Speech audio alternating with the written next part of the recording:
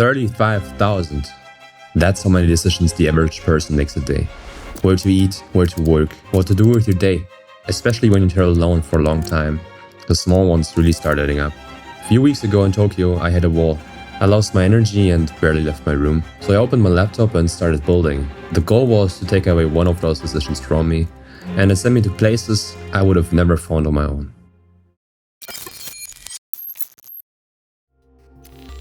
I want to build something with passion, something that I would use myself.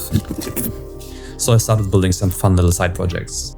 Koto City I is one of those little projects. I was brainstorming with two filmmaking friends about what time-consuming tasks they have in their productions, and we came up with location scouting.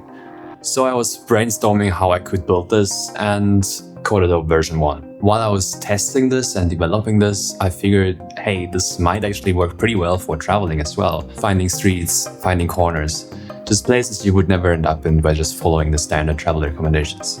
And the best way to test it out was to go out there in the real world and see how it works. So to get started, I tested it on spots I've already been to recently. And one of those spots has been Queenstown in New Zealand.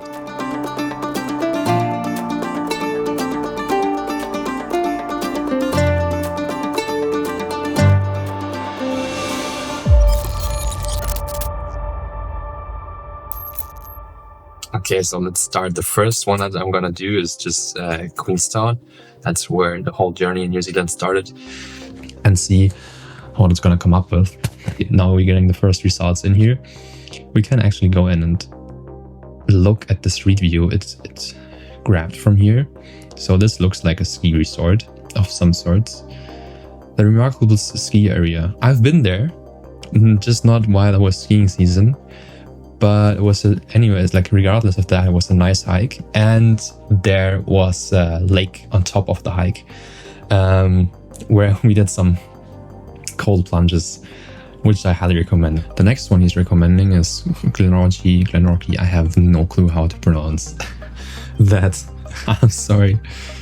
In general, it's a really small but really atmospheric little village. So if you're in Queenstown, it's like an hour of a drive away, and the drive itself is really stunning. So I guess we got a point here. But this, okay, the next spot we got is Wanaka. I just went out and just got 2 locations. That's interesting. At this point, one problem got clear. The results were just not what I was looking for.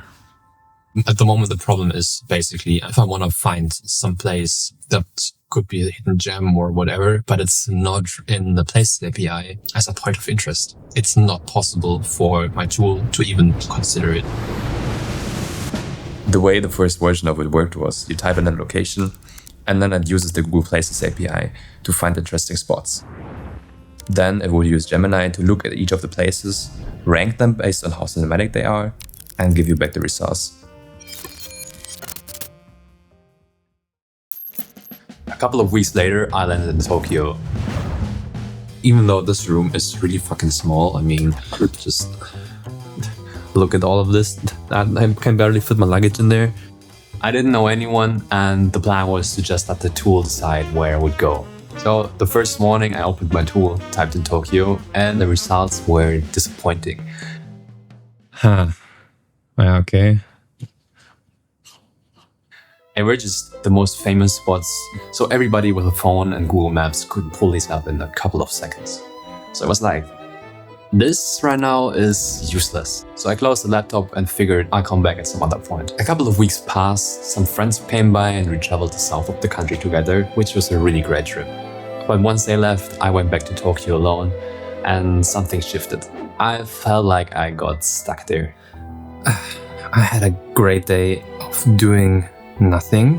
I haven't found my routine places and felt like I had to rediscover everything every single day. And at some point I realized, hey, I just built this tool a couple of weeks ago. This could help me. So first things first, I had to rebuild it. I ripped out Google Maps and replaced it with OpenStreetMap. And now the results looked really different. Really what I was looking for.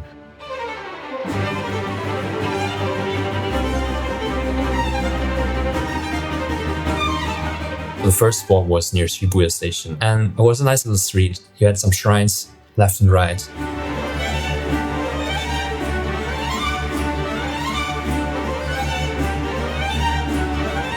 So definitely a decent first round. Then I checked the second location. It was somewhere in Chiyoda, a place I've never been and I probably would have never checked out on my own without this tool. So if you want to get some photos and videos, this location definitely wins for me. The street view preview already looked pretty promising. It was a riverfront, nice streets, nice buildings in the background. So I was like, I definitely have to check this out. So I'd say this one is definitely a success. I would not have found this without my little tool.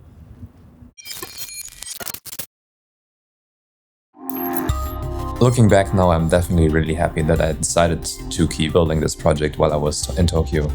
First of all, it definitely worked at the end, helped me find cinematic spots, not even cinematic, just nice spots you can travel to if you want to. But it also really helped me get out of my lows when I was alone in Tokyo. It just gave me some direction for my days, where I could explore next. And just this alone was a really big win for me.